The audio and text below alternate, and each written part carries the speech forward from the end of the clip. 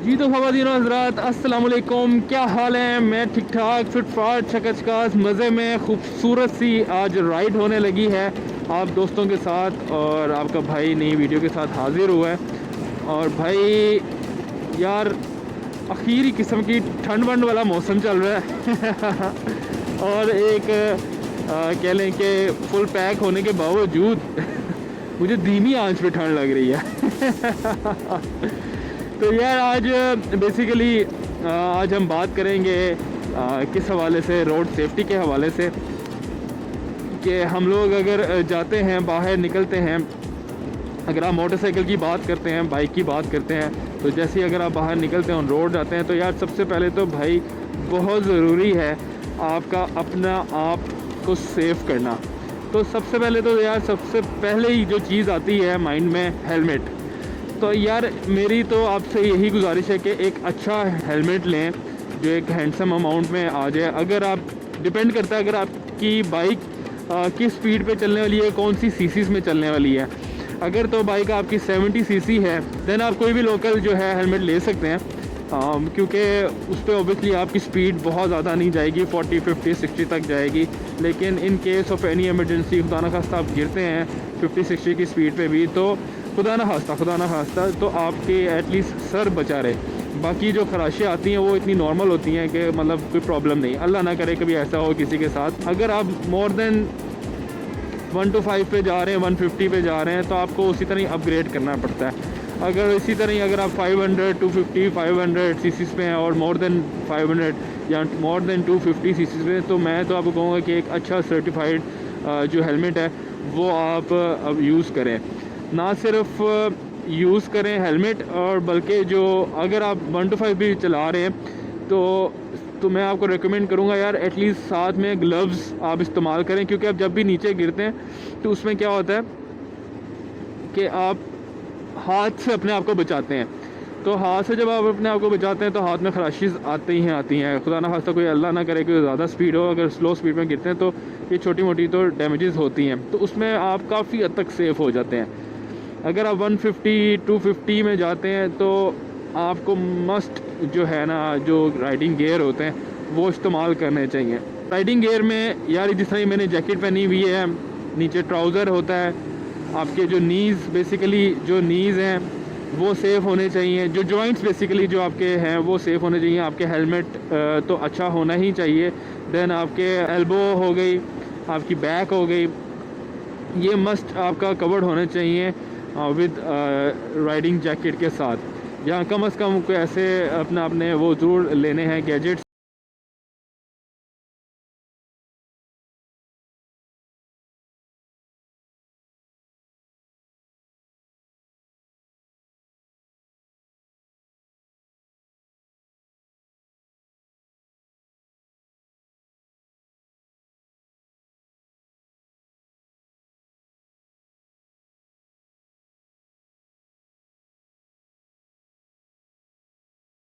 से आप एक्सीड ना करें।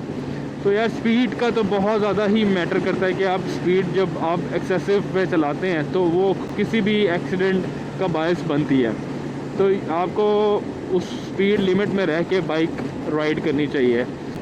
अच्छा, इसके साथ साथ एक और इम्पोर्टेंट बात करता चलूँ कि ना सिर्फ आपने अपना ख्याल रखना है बल्कि आपने दूसरों का भी ख्याल रखना है कि आपने उससे किस तरह बचा जाए।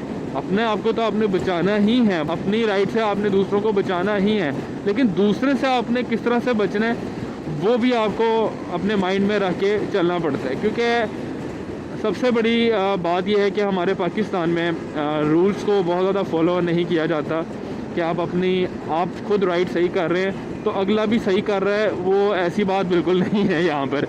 तो आपने राइट तो सही करनी है, तो दूसरे से भी आपने बचना है।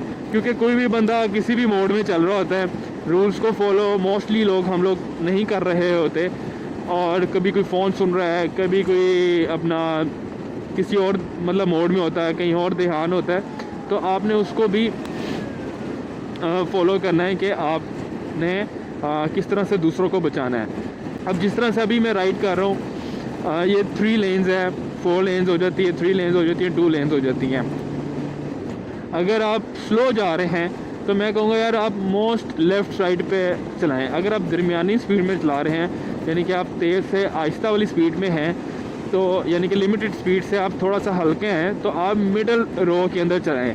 अगर आप फुल स्पीड में लिमिट स्पीड यानी कि आप फास्ट लाइन में जाना चाह रहे हैं, यानी कि तेज़ जाना चाह रहे हैं, तो आपको राइट साइड पे ही होना चलाना ज़रूरी है।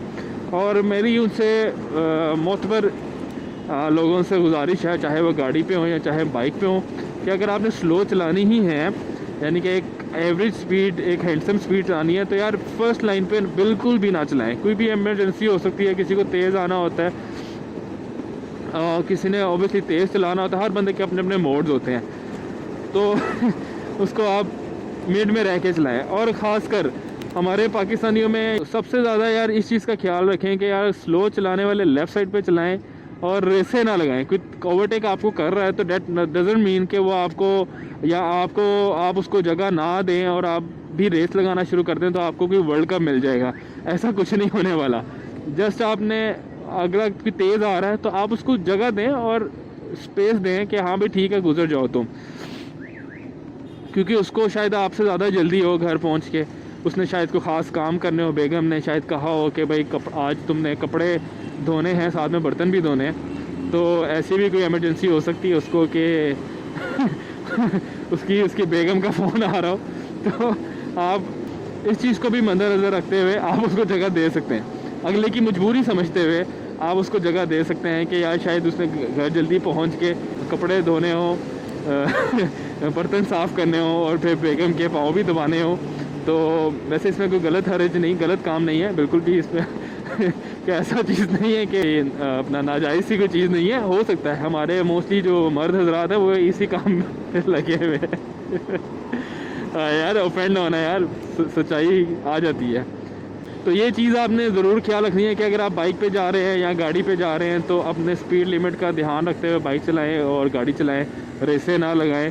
और कोई आगे निकलना चाह रहा है तो उसको आप स्पेस दें, और ना ही आप इतना स्लो चलाएं कि अगला जिच हो और आपको रोड रेज मतलब करने पे मजबूर करे, लड़ाई करे, ज़ुबान चलाएं और इस तरह की मामला। तो बेहतर तो ये है कि हर बंदा रूल को फॉलो करे और समझे। ये ना हो गया यार जो मैं कर रहा हूँ वही बेहतर है, ऐसा बिल्कुल ना समझे भाई।